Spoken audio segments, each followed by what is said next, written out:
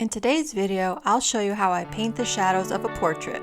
We will analyze the reference image to see where and what color the shadows are. Here you can see that I've outlined in green the shadow areas, and the analysis of the shadow colors using Photoshop are here on the side. These are the colors that I'll mix to paint my shadow areas. So what is a shadow? It's an area or plane on the face that is completely turned away from the main light source. You also have cast shadows. This occurs when the main light source has been blocked by a form like the nose or the chin. A cast shadow is usually darker than regular shadows. It is a common practice to paint shadows, including cast shadows, with a warm, dark color. So you can see here that I'm painting on top of an underpainting, and in the underpainting we determined all the values, so the colors that I'm placing in the shadow areas will match the value of the underpainting. An underpainting is great for simplifying the start of a portrait. It lets you focus on composition and values, leaving color for another day. So something that I learned while doing this portrait is you have to be careful when you're painting your halftones, the mid-values. Mine were a bit too cool. You can see here that grayish green color going down is really too cool for this temperature of the face. So later on I go back in and I paint over that with the same value but in a warmer tone. I definitely learned something new with each and every portrait that I paint. Hey, if you love learning about portrait painting, then be sure to subscribe to the channel and hit that notification bell to be alerted to when a new video is available. With your help by subscribing and commenting about what you like and what you don't like on the channel, we can build the best portrait painting channel ever. So the type of lighting that is on this portrait is known as 3/4 lighting or Rembrandt lighting. And there's just a tiny bit of light on the cheek below the eye, and then it rolls off into shadow again. And down below it's warm and it's a little bit darker than on the cheek, and then it rolls away as it comes past the chin. This type of lighting works well when painting portraits. Welcome to my channel, Shelley J. Cox. Come along with me on my art journey. Here you can see we're getting into that cast shadow. This is where there's no light. The nose is blocking any of the main light from hitting that part of the cheek, and that area is going to be painted darker but still warm than the other shadows. An interesting thing to note, on the face where the mid value is meeting the shadow area, that line is going to have the most saturated color. And that level of saturation will be determined by the overall saturation level of the face. When I first started painting portraits, I always had a difficult time deciding what color the shadows should be painted. So that's why having the Photoshop color analysis is so helpful. So using your Photoshop, you can go into your reference photo and use the color picker to test and sample the different areas in the shadow, and you can actually paint them on the side as I've done here, and you can see what color the shadows are, and that's helpful in building your palette and understanding exactly what colors are in the shadows. Especially with the eyes, they're always painted much darker than they appear in the reference image. See here in the color analysis image just how dark the eyes are. But it's so interesting, and you can see that here in the eye that we're painting that's in the shadow. When you put those colors down, they appear really pretty light compared to the shadow colors and the darker colors that are surrounding them.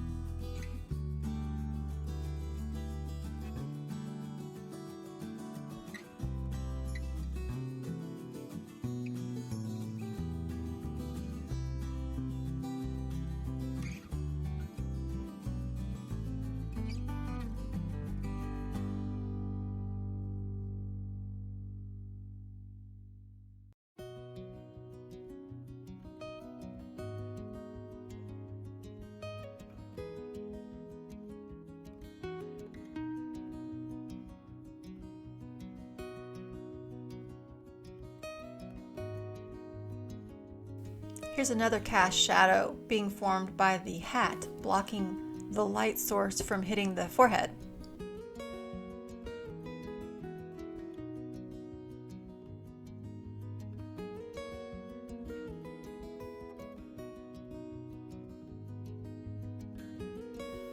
Here I go again with more of those cool, neutral, mid-tone values. It's so obvious that you see that is incorrect here in the video of the painting, but while I was doing it on the actual painting, it wasn't so obvious to me.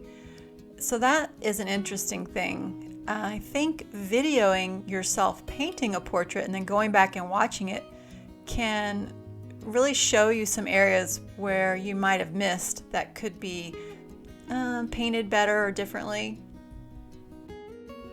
See here in the shadow area, there's just the slightest suggestion of her other ear on that side. I suggested it with as few brush strokes as possible.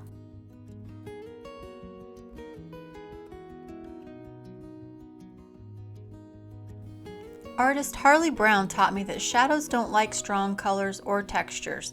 That's because shadows are a wonderful contrast to the light areas that do love the texture and color. Many of the great masters have painted their shadows by just letting the underpainting show through a lot of the time.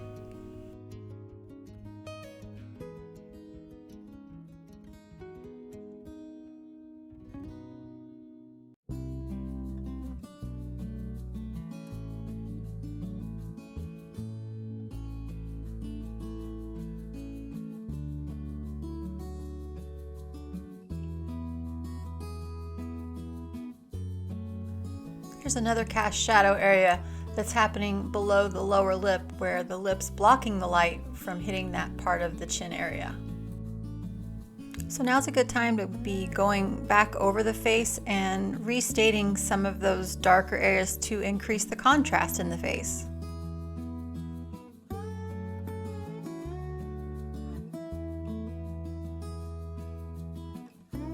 There's that neutrally gray color again. Interesting. So it's so visible here that it needs to be warmer.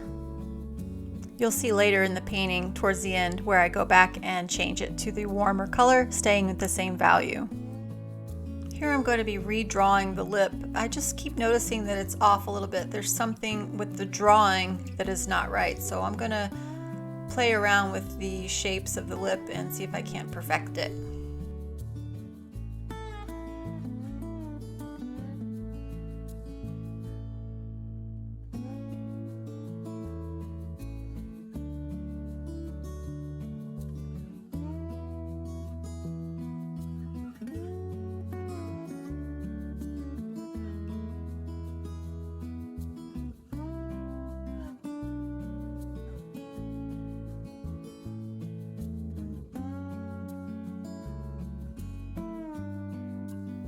Alright, if you're finding some value in this video, hit that thumbs up button for me.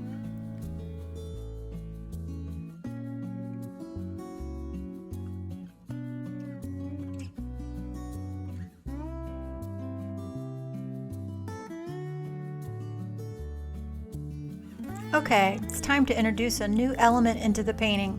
We're going to be putting a red handkerchief around her neck. And this will bring us to our next thought, reflective light. So with such a strong color just below her chin and so close to her chin, there will be some reflected red color in the jawline. Now with reflective light, you have to be careful. You don't ever want to paint it too strong. The color that you see usually in your reference material is going to be much stronger than what you would really see in life. So just be cautious there and just paint it with a little less color than you think you might need. You can always add more later.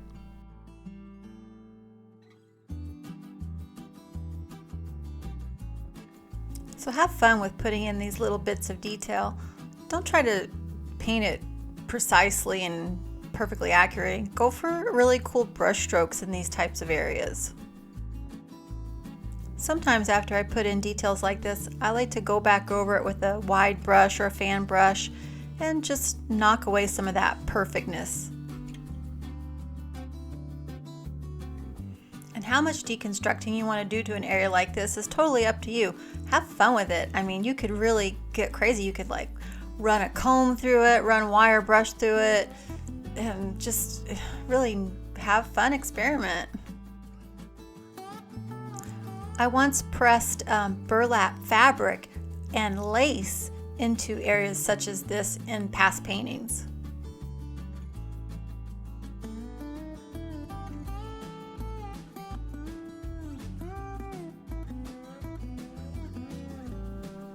Okay, so I'm still noticing there's something with this lip. I'm gonna go back in and see if I can't work on it a tad. There's my proportion tool. I often check that things are measured correctly. I'll have the computer monitor there with the image pulled up at the same size as what I'm working on the canvas, so I can measure with the proportion tool on a one-to-one basis.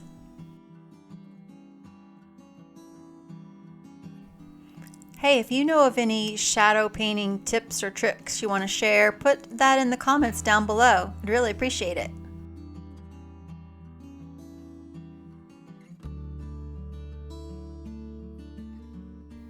So our lovely model is the daughter of a friend of mine. Her name is Janiyah. She came over, we put this little hat on her, she had the red bandana around her neck, and then we put her behind these really cool barn doors, and the photo reference was taken, and then we started our painting.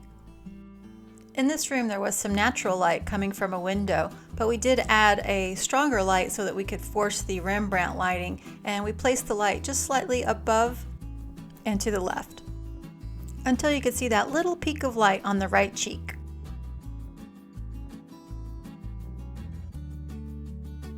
So here I did a little experiment. I took the actual painting and did the color analysis to the shadow areas and compared it to the color analysis to the shadow areas from the actual reference material. And you can see here that I got pretty close with the end results. Now the paints were mixed, and then as you're doing the painting, they're getting blended with one another and creating some different colors as you're laying down the paint.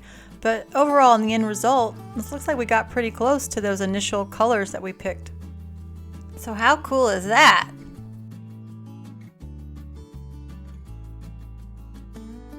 Right, initially our composition did not have a rifle added, and as the painting was progressing, you could just see that it needed something in the right side. So we went back and we shot Janiyah holding the rifle, and believe it or not, I was able to Photoshop her hand and the rifle onto the original photo reference that we had first started using so that it would look the same, and I could colorize it in Photoshop to really blend in. But either way, you could have just had a picture of the rifle and painted it in that way as well. Either way would have worked. So you can see here that we're not copying our photo reference to a T. We're just using that as a guide. We're going to put our own artistic flair and thoughts into our painting. So the photo image is great to have for specific anatomy and things like that, facial features, really capturing the likeness. But then I wanted to be more playful with the surrounding colors and elements. This is a Western style painting, so I just thought that the kind of reddish brown colors of the background were so beautiful, and they really did lend a Western feel to the painting, so I didn't want to cover those up with color, and I just kind of let them shine as is on their own. So don't ever feel like you have to be a slave to your photo reference. We're not photocopiers, we're artists, and we have a brain and a mind, and we want to change it up and make it our own, so feel free, always do that. I find that copying a photo never really lends itself to creating a true fine work of art. If you want to have a masterpiece, then put your spin on it, make it a painting. So I just went in and added this element, the rifle and her hand holding it, as a selective start. I didn't do another underpainting or a drawing first. I just went for it. Now you could go in with charcoal, you could go in with a little light paint and do a drawing and then paint back over it. Whatever you want to do. There's no rules here. Just have fun. And here initially I thought I would put in a little bit of her white t-shirt in between the arm and the rifle. I put it in, and then later on down the road you'll see I decided I didn't care for it. It was a little too bright, and I painted back over it.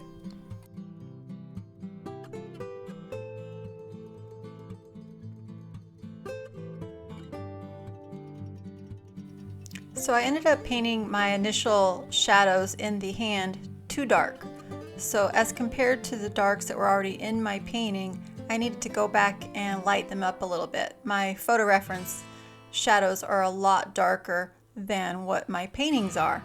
And that's something that happens quite often. So when you're using a photo reference, usually the shadows are going to appear much darker than what you're going to have in your actual painting. So sometimes it's good to have the image pulled up in Photoshop and go in and lighten the shadows a little bit so you can really see what's going on there. And that kind of shows you the benefits of having an underpainting initially. It will help keep your values in check.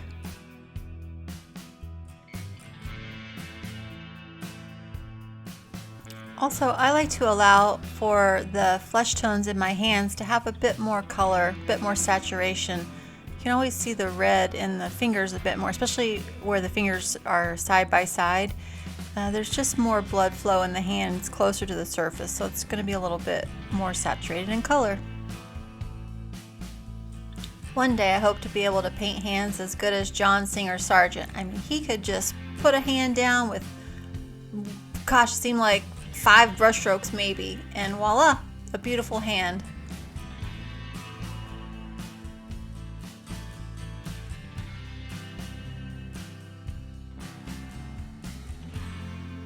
All right, let's put the finishing touches on this rifle.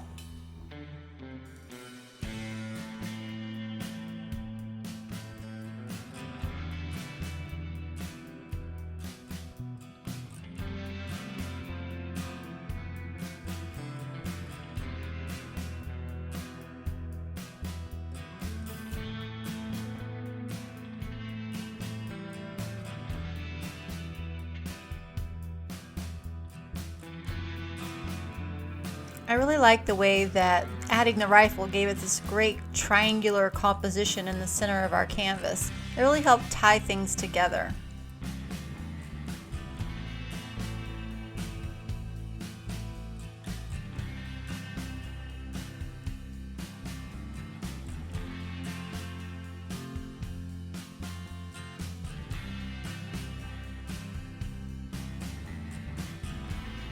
So forgive the lighting situation here. I was painting by natural window light, and it kept changing with the clouds passing by and whatnot out of the window. Once I came back to the painting, I realized I needed to just have a fixed light source, so I hopefully have taken care of that problem.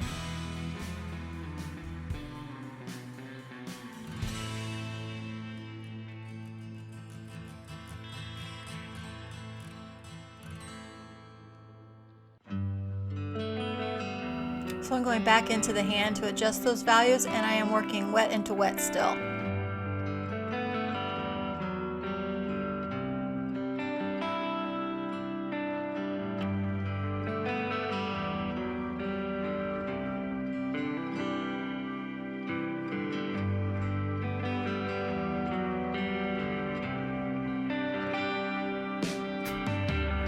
So here's a really cool thing for transitioning and helping to turn a form without really changing the value. You can do that through color temperature.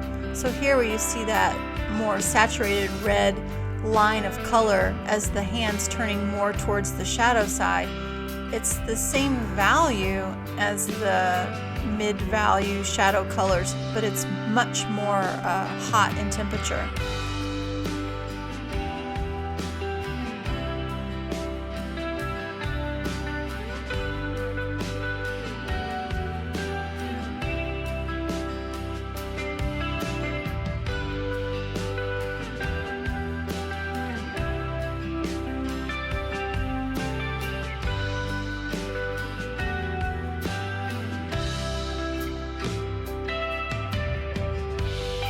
So I decided this part of the shoulder was a little bit too light, so I'm going to glaze over it with some transparent oxide red color and a little bit of walnut oil gel.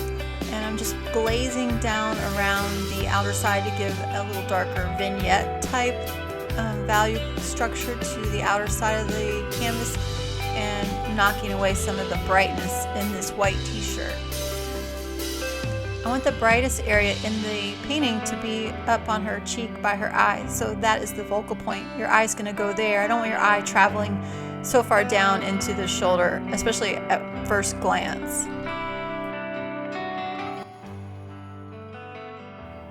So here's a look at that final piece. You could see where I went back into those mid-value shadow areas and made them a bit warmer, not so gray, so they tend to look better now. Don't forget to subscribe, and thanks for watching. I'll see you in the next one.